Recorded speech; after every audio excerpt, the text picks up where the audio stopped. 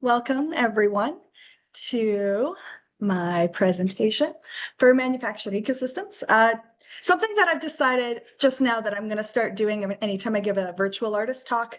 Myself and my partner collect mugs that are made by our friends in ceramics. And so this mug that I'm drinking from today is made by Alana Wilson at Builder Burner Ceramics. They are based in the Jabuktuk Halifax area. It might be Dartmouth. I don't know. I think she's moved recently, but I'm not entirely sure. So anyway, check her out on Instagram. So my presentation today is largely about speculative agroecosystems. I was part of the biodiversity niche in manufactured ecosystems. And so I was really thinking about ways that biodiversity can be I guess like the systems of biodiversity that can be utilized in order to talk about this kind of adaptation that show's talking about. So a bit about me. I'm a ceramic sculptor. I have a Master's of Fine Art in Ceramics from NSCAD University in Jabuktuk, Halifax, and I have a BFA Honors from Ishkabatan's Wasagaya Nabataag Department of Visual Art at Brandon University in Brandon, Manitoba. Ishkabatan's Wasagaya Nabataag means little smoke that goes far. It is the spirit name for the department in Anishinaabe, which was gifted to the department in 2017 by Elder Barb Blind. And so the idea is that, you know, when we are at BU, we are nurtured by the flame of the school, the department, the faculty. And then when we graduate, we go our own ways as little puffs of smoke. And so this little smoke has traveled pretty far. I started in Manitoba, went to Halifax, then now I'm in Medicine Hat, and I'm here to stay for now until this smoke drifts again. Right at the moment, I'm a year-long artist in residence at Medalta in Medicine Hat, Alberta. And there's my website if you want to find me online. So a quick little acknowledgement here. So I am making work that is about, I got to figure out where to put my little screen of people here. There we go. I am of settler ancestry. I work with clay, the earth, to make work about the ecosystems in the future, the earth. And I am a guest on the lands that I work on. And so in imagining these futures, I am conscious of the troubled relationship that settler communities have had and continue to have with Indigenous communities. And my goal with these projects is to imagine ways in which everyone is included in a future. So the places that I have worked in are Grandview, Manitoba on Treaty 4 territory. This is where I grew up. Most maps will state that Grandview is on Treaty 2, but Tootnoutsabing Treaty Reserve, which is 20 minutes down the road, their website says Treaty 4, so I'm going to trust them on this one. Brandon, Manitoba, where I did my undergrad. I lived there for about 6 years. That's on Treaty 2 territory. Jabuktuk, Halifax, Nova Scotia is governed under the Peace and Friendship Treaties, which is the unceded land of the Mi'kmaq Nation. And currently I am in Medicine Hat, Alberta, which is on Treaty 7 territory. So Grandview. A lot of my work stems from growing up on a grain farm in rural Manitoba. This is the environment that I'm very used to. And I talk about Grandview in the slideshow to provide a lot of context for the work. So Grandview is 4.5 hours from Winnipeg. It is 2.5 hours from Brandon, and those are the closest cities that most people would consider cities. Dauphin is 40 minutes down the road. I consider it a city, but there's 10,000 people there, so a lot of people don't. But we grew wheat, canola. My dad had a weird buckwheat phase at one point and he never revisited. Not entirely sure what happened with that. But, you know, I'm really used to this really flat, expansive landscape that has been heavily altered by human activity. My main research interests, or the main themes that show up in my work, are speculative fiction, ecology, agronomy, and ceramic. Speculative fiction, for a quick definition, is an umbrella term for a class of fiction where the creator is asking what-if questions, and they use these questions to imagine alternative futures. It's usually a critique of the present. It includes things like science fiction, fantasy, horror, etc. Anything where, you know, you're asking this what-if question. So there are these two projects that I'm going to talk about today before I get into my manufactured ecosystems project. And these will help kind of provide some context for how I got to the work that I created for ME. So the first one is It Looked Like Your Biosuit. So it looked like your biosuit is a speculative world building project that was my master's thesis at NASCAD. It was a series of figurative ceramic works that were exhibited in the Annalee Owens Gallery. If anyone so happens to be in southern Saskatchewan right now, it's currently on display at the Estevan Art Gallery Museum. So I'll give some backstory for this body of work. It follows the story of a community of humans that are walking migratory paths through dense forests of plants, lichen, algae, and fungi. And they have green skin. Their skin is photosynthetic. They can convert sunlight into energy for themselves. Hang on. They are clad in living garments that grow and change seemingly with minds of their own. And the organisms that live alongside of the path are the same as those that create the clothing of the wearers. And so these garments that they're wearing are called the biosuit. They are designed to consume the pollutants that pose a threat to the wearers. And the path that they're walking on is dangerous. Clouds of poison and treacherous storms seem to follow these communities, and they're bound to walk the paths forever, never staying still for too long.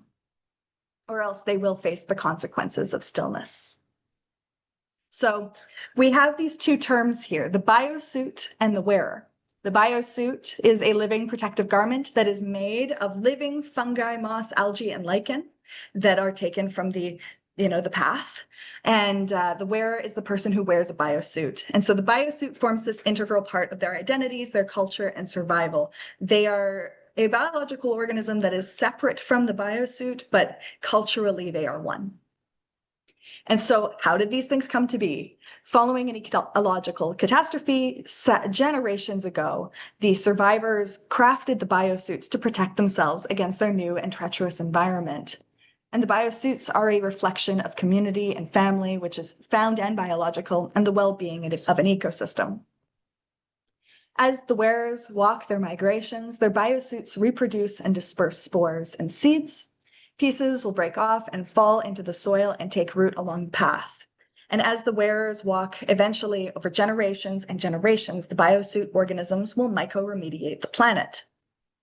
And mycoremediation is based off of the real world process, which is cleaning up pollution using fungi. A famous example is there was this guy who trained oyster mushrooms to grow on and consume used cigarette filters. You would not want to eat those mushrooms. Themes of family and legacy and agriculture are very heavily intertwined in this body of work. In the kind of what I consider to be the central piece is where your family gathers. And the central figure is my sister, Erin. On her body forms this landscape on which four smaller figures sit, myself, my sister again, and our parents. And so we sit on this landscape and we are depicted performing actions that are similar to our roles in our home agroecosystem. So in this work, my dad here is showing my sister how to plant seeds because my sister was trained to take over the grain farming operation by my dad. My mom and I have less of a direct role with the grain agriculture industry. And so we are shown foraging, which reflects our real world activity of berry picking. The biosuit species are inherited through communities, through giving ceremonies. And so when children are born, the community members of these kind of collectives will gift fragments of their biosuit to cultivate a new biosuit for the child. And when wearers join a community as an adult, biosuit fragments are exchanged between members. And so this kind of act of giving a piece of protection, right? The suit that protects you, you gift a piece to protect someone else. And so as a result, these communities of wearers, even if their human body isn't biologically related, their biosuits are all biologically related. And so they don't have a cultural difference between found family and biologic family. And so they become very similar, visually similar between communities of wearers because of this genetic relationship between the biosuits. And so in this body of work, family members show up quite a lot.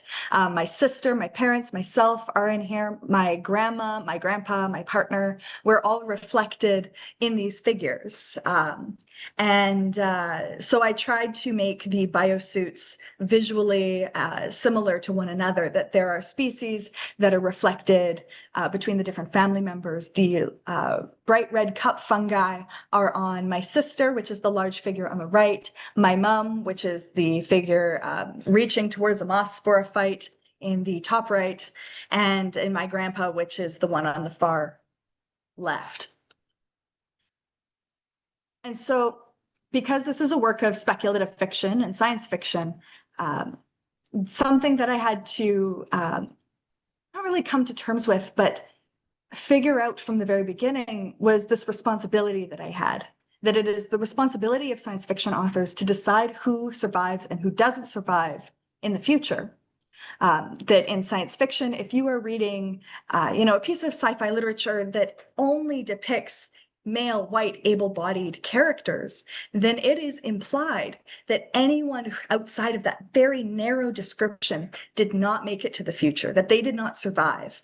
And I would describe it as a horror story, a future in which queer disabled bodies don't exist. In a world where women don't exist, where women don't have, integral roles into the story, where if the story is only written about men, then what happened to everyone else? And so I made this body of work in ceramic, which is a very slow and labor-intensive material to work with. It took me the entire 2 years of the degree to make all of this work. I made the maximum amount of figures that I could possibly represent. And the reality of that is that I can't possibly recreate the breadth of human experience and identity in this very small body of work. And so I made the choice to place my family into the speculation, because if I'm the one who's tasked with deciding who survives and who doesn't, at the very least, I'd hope my family would make it there. And that's not to say that other people don't survive. There are characters in this body of work that are not family members. There are, and in the written document that accompanied with this body of work, I go into great detail about how this is one community that survived this terrible event, this ecological disaster, and that there were other methods that people had come up with to survive that weren't the biosuits. And maybe there are communities that have biosuits that don't look like my family. And, there are people who are surviving in other ways. And so I left that open in part to make this relatable to people who don't just look like me, but also to allow myself freedom in world building, that I can always come back and revisit this and write those communities into existence. The next body of work I'm going to talk about is more recent, which is Frog Song. Frog Song is my year-end exhibition at Medalta in the Historic Clay District, where I'm at now. So we've got a lot of environmental scientists in the room, so I'm assuming a lot of people here know about Rachel Carson and her book, Silent Spring, in which she predicts, or kind of not really recounts, describes and predicts the horrible catastrophic consequences to using chemical pesticides. And when I was a kid, I remember learning about this idea of Silent Spring. It was this near fictitious event where that would only occur when we were elderly, is what we were told, that one day the springs would be silent, that there would be no more butterflies, that the frogs would be quiet. And I was 15 when the frogs stopped singing. And so when I was a teenager, we had a Bertha armyworm infestation, which I have described in previous talks as near apocalyptic. I remember being on a camping trip with the high school, and these caterpillars were like dropping down on our heads. We had to pick them out of our hair and out of our shoes before we entered the tent. We had to kick off the tent before we exited it because it was just covered with these worms, these caterpillars. And so these armyworms are the larval form, the caterpillar form of the Bertha moth. And these caterpillars, before they go through metamorphosis, they really like to eat canola and deciduous trees. And even though in Manitoba we've clear-cut nearly everything that we hold dear, we like to keep the trees that we do have, which I will get into why later. And we also like it when our canola crops survive until harvest, so that we might get a new pair of pants once in a while. And so the farmers in the area had this choice: either save the canola or you do nothing. And so everyone in this region of Manitoba had the same idea. They sprayed pesticide for the worms. And as a result, the frogs silently disappeared, forgotten. This body of work talks about this story about the frogs disappearing and then their return about 10 years later. They're back now, by the way, they're fine. But I incorporated a lot of mythologies that I had grown up with. I didn't grow up in a particularly religious household. The stories that I grew up with that kind of fill that niche were mythologies about the fae folk, about the moss growing on the north side of the trees. With fairy rings, if you step into a fairy ring, you get whisked away. And so this installation piece here, Tread Lightly Around, what if the frogs fell into a fairy ring and disappeared? This piece, The Etiquette of Grazing, references the fae folk food, that there are legends that if you eat the food that's offered by the fae folk, you disappear. There's other stories that say that you are highly respected, and if you don't eat the food, then they kidnap you. And so there's no right or wrong answer here, and it's all speculation. But within this table display, and all of these items here are made out of ceramic, I incorporated cultural signifiers of growing up in rural Manitoba. That in this town of 1,000 people, there are events that you go to, like funerals and piano recitals and weddings and things of that nature, a British high tea once in a while that the school puts on for some reason, not sure why. So I incorporated these finger sandwiches and dainties, which are finger food desserts for people who don't know. And I put these on beautiful, these platters that have been really cared for and considered to reference this kind of culture of this older generation who's obsessed with the British royal family and trying so hard to be just like the Queen of England, but every single sandwich has a Kraft single slice and bologna in it. And so in this kind of venture to become something that you're not, you've become more of exactly what you are and solidified your identity that way. Within this body of work as well is this work, Wheat Root, which references sustainable agriculture practices that rely less on commercial fertilizers and chemical pesticides, herbicides, and fungicides. Going back to this idea of the frogs, what if we changed our agriculture practices so that every time a armyworm infestation happened, the frogs wouldn't all have to die every time, right? And the armyworms, to my knowledge, are a native species that their predators no longer exist. And so that's why every couple of years their populations surge. This work also references mycoagroecology, which is the study of incorporating mycorrhizal fungi into grain crops. About 90% of plants on land form mycorrhizal relationships with a fungus, where the fungi will source water and nutrients in the soil, and it will trade those with the plants for sugars from photosynthesis. And this is a naturally occurring relationship. This relationship is speculated to be the reason why we have plants on land. And it is the thought that it is also thought within this field of study that through the use of commercial fertilizers, this natural relationship has been severed, that the wheat will no longer want to form this relationship with the fungus in the ground, even though the fungus still exists, because it is much more efficient for them to rely on the commercial fertilizers that we apply on the field artificially. And so if you stop putting the fertilizers on the field, then your crops are going to die before they succeed in reinstating this relationship. So is there a way to speed that up so that we all don't starve to death because there was no grain harvested 1 year or 2 years or 5 years, but we also don't have to keep digging this grave for ourselves? And then going into that, I'm going to talk briefly about agroecosystems, which is the focus of my work for manufactured ecosystems. So an agroecosystem is an ecosystem that houses an agriculture operation. This could be a grain field, an orchard, or rice paddy. Agroecosystems are everywhere. They are created by humans, where existing ecosystems have been altered to be suitable to agriculture.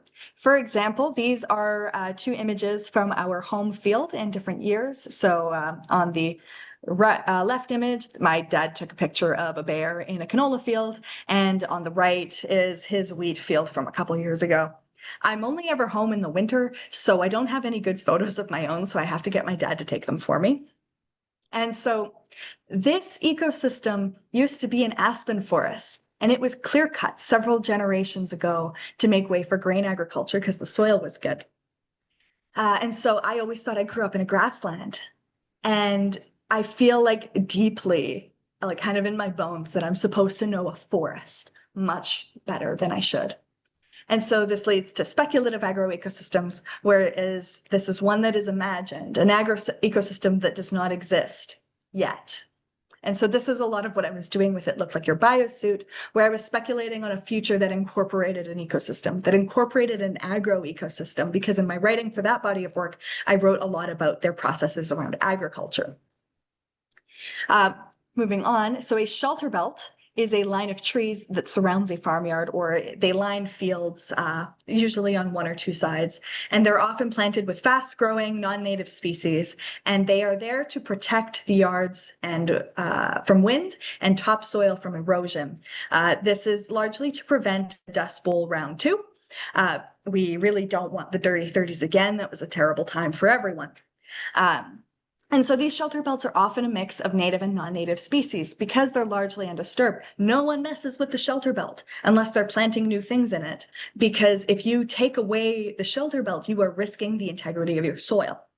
This ecosystem used to be an aspen forest, and so the soil was always much more used to being held down by roots. And when you have annual monoculture crops, that soil doesn't necessarily stay where it's put. And so there's this effort to protect it from wind. The shelter belt that surrounded our farmyard, that surrounds the farmyard that I grew up in, has this collection of native and non-native species. All of these photos are of that shelter belt. There are these islands of aspen trees, quaking aspen trees specifically, that weren't cut down during the mass clear cutting of the early 1900s. And then there are trees that were planted, by my grandparents to extend the shelter belt. There are, volunteers. My grandma planted roses one year, and some wind blew, and there's roses in the shelter belt now. But there's also wild roses along there too. And so this leads me to this work that I created for ME, Shelter Belt.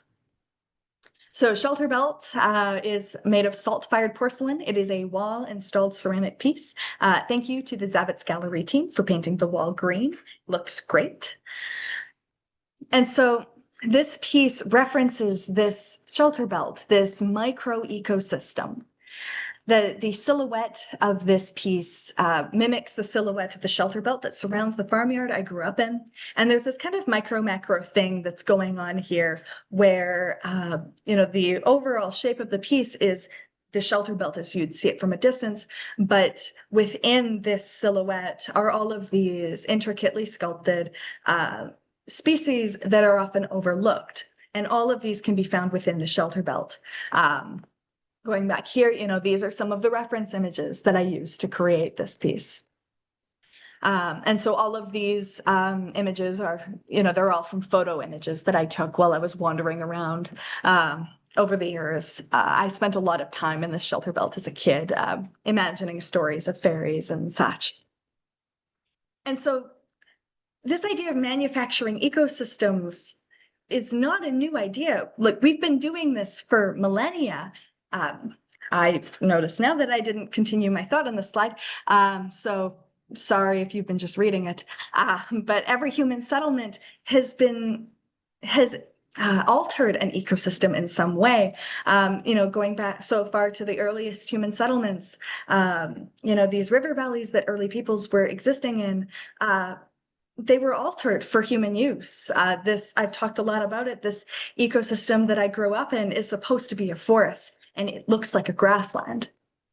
And so agroecosystems are inherently, by their nature, manufactured. And this shelter belt alone has this rich biodiversity that starkly contrasts the monoculture that surrounds it like an ocean.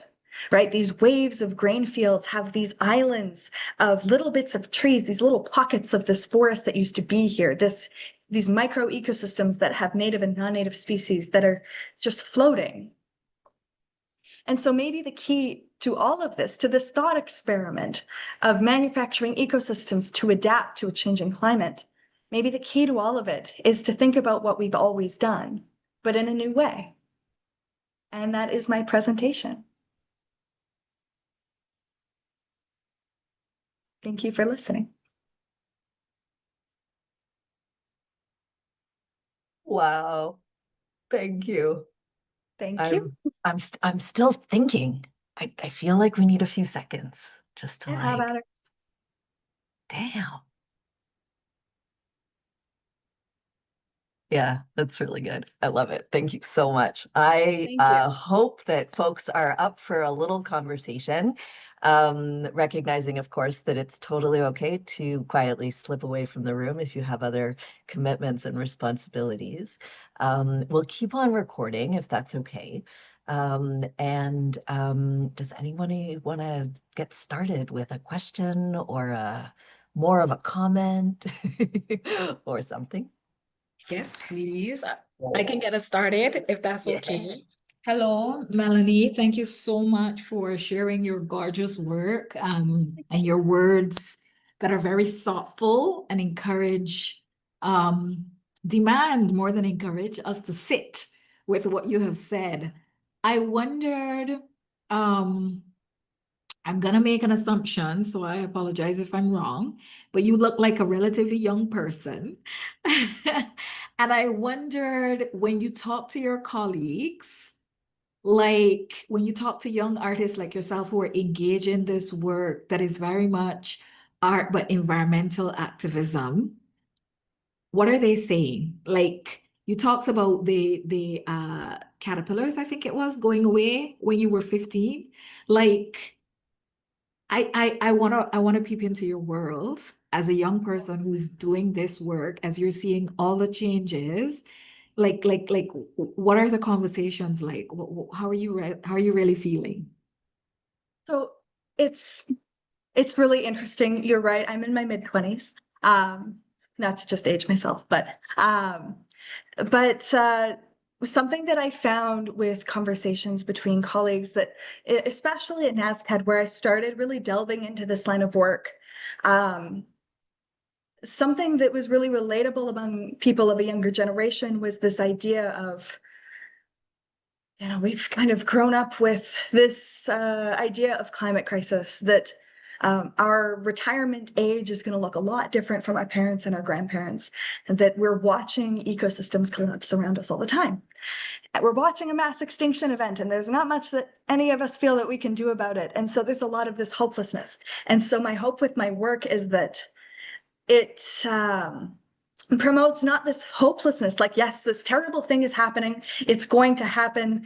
The policy isn't changing fast enough in order to stop, the climate crisis. The agreement made at the Paris summit is not going to be met, right? That's just the reality that we're all sitting with. And so